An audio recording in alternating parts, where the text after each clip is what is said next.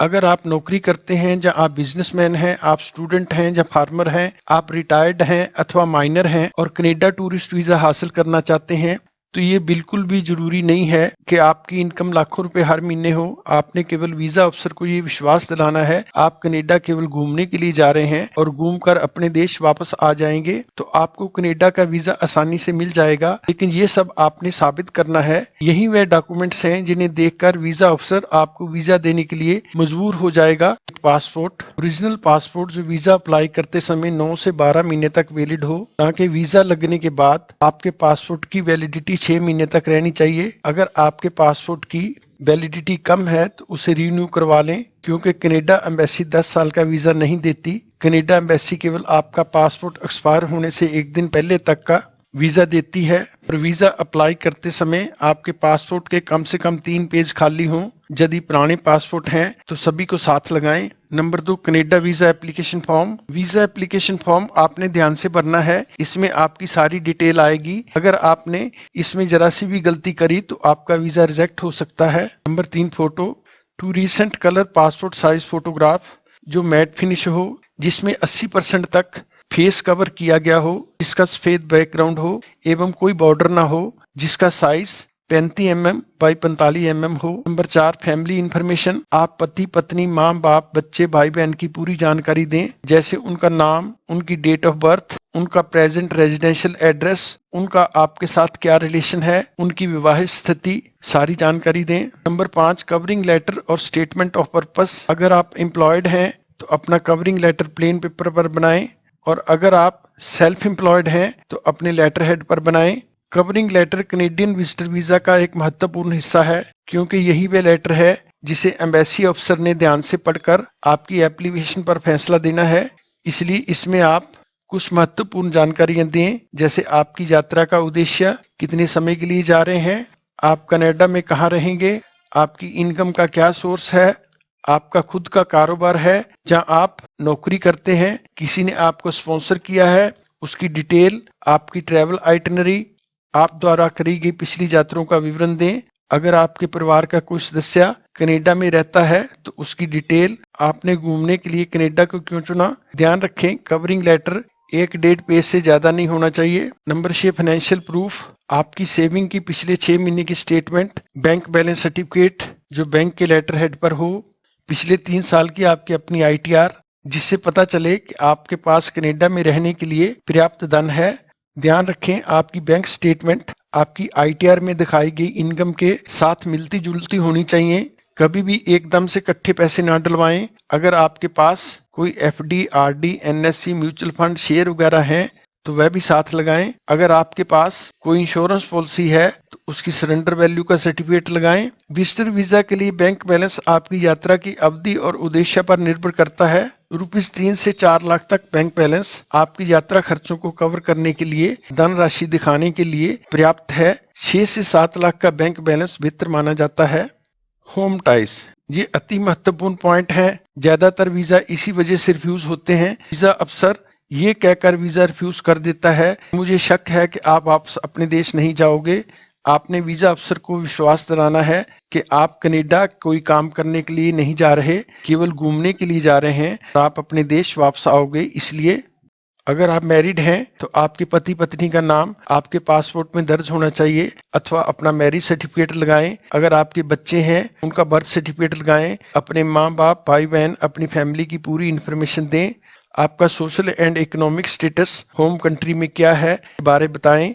अपनी प्रॉपर्टी जैसे मकान, दुकान, जमीन, जायदाद, गोल्ड, आपके नाम जो कुछ भी है उसकी मलकीत के कागजात लगाएं। अगर आपके पास कोई व्हीकल है जैसे कार, स्कूटर, ट्रक वगैरह है तो रजिस्ट्रेशन की कॉपी लगाएं, उनकी वैल्यूएशन कराएं, CA से सर्टिफिकेट बनवाकर साथ लगाएं। अगर आप किसी दूसरे देश में घूमने के लिए गए हो तो अपने पासपोर्ट के एंट्री एग्जिट स्टैंप के पेजेस की फोटो कॉपी करवाकर उसे साथ लगवाएं, जिससे ये पता चलेगा कि आप उन देशों से वीजा समाप्त होने से पहले वापस आ गए थे। Number 8, travel itinerary. Travel itinerary में आपने अपने हर दिन की जानकारी देनी है।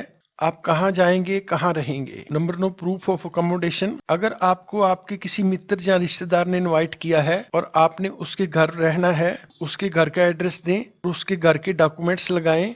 और अगर आपको किसी ने इनवाइट नहीं किया, आपने होटल में रहना है, तो कंफर्म होटल बुकिंग लगाएं जिसमें होटल का ईमेल एड्रेस, फोन नंबर वगैरह हो। नंबर 10, पैन कार्ड, आधार कार्ड की कॉपी साथ लगाएं। Number 11, confirmed return air ticket and travel insurance. Canada tourist visa apply करने के लिए कंफर्म्ड रिटर्न एयर टिकट और ट्रैवल इंश्योरेंस की जरूरत नहीं है। Number 12, translation of any document that is not in English.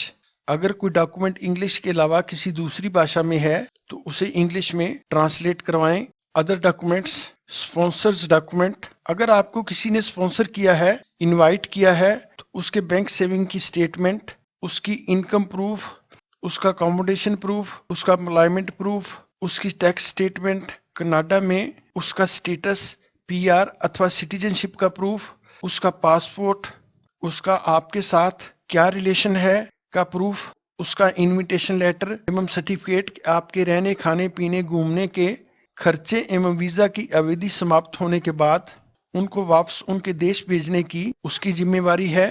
अगर आप एम्प्लॉयड हैं, आपकी अपॉइंटमेंट लेटर, पिछले 6 महीने की सैलरी स्लिप, अपने बैंक अकाउंट की कॉपी जिसमें आपकी सैलरी आती है, और ध्यान रखें बैंक अकाउंट की कॉपी में अपनी सैलरी को हाईलाइट करें। आपकी लीव सैंक्शन का लेटर, आपका आईडी कार्ड, ऑफिस की कांटेक्ट डिटेल, अपना एनओसी। अगर आप किसी कंपनी में कार्य करते हैं तो कंपनी के लेटर हेड पर हो, पिछले 3 साल की आईटीआर व फॉर्म 16, प्रोविडेंट फंड जैसे जीपीएफ, पीपीएफ वगैरह की कॉपी। अगर आप बिजनेसमैन हैं, बिजनेस रजिस्ट्रेशन सर्टिफिकेट अथवा पार्टनरशिप डीड।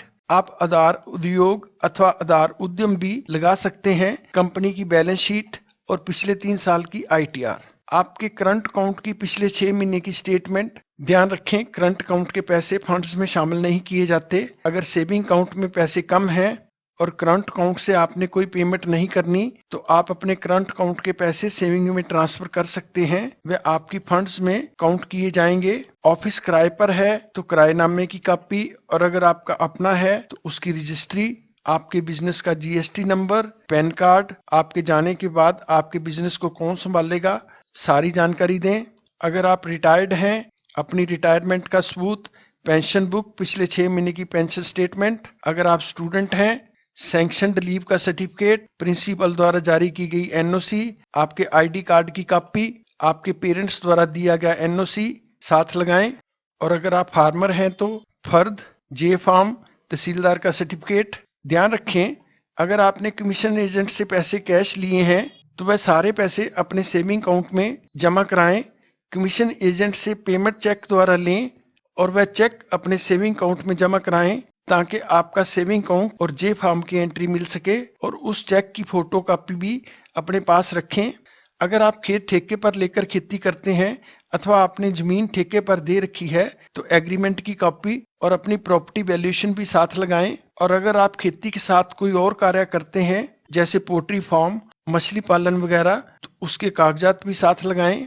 अगर आप माइनर हैं, 18 साल से छोटे हैं, तो बच्चे का बर्थ सर्टिफिकेट, माँ बाप के आईडी प्रूफ की कॉपी जैसे पासपोर्ट, आधार कार्ड, पैन कार्ड आदि। अगर बच्चा अकेला जा रहा है या किसी और के साथ जा रहा है तो माँ बाप द्वारा 100 रुपए के स्टैम्प पेपर पर नो ऑब्जेक्शन सर्टिफिकेट, एफिडेविट, एक 100 रुपए के स्टैम्प पेपर पर एफिडेविट दें। मैं अपने निर्धारित समय में वापस आ जाऊंगा, मैं वहां किसी प्रकार की कोई नौकरी नहीं करूंगा।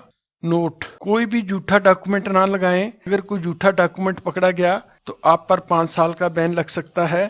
Processing time, Canada tourist visa का प्रोसेसिंग टाइम 15 दिन है, लेकिन कभी कभी ज्यादा समय भी लग सकता है। कनाडा टूरिस्ट वीजा फीस, हर एक एप्लीकेंट की $100 एप्लीकेशन फीस है और $85 बायोमेट्रिक फीस है। कनाडा में आप विजिटर वीजा पर कब तक रह सकते हैं? आप विजिटर वीजा पर 6 महीने तक रह सकते हैं। फिर भी कनाडा प्रवेश के समय बॉर्डर सर्विस ऑफिसर आपको 6 महीने से कम या अधिक समय तक रहने की अनुमति दे सकता है।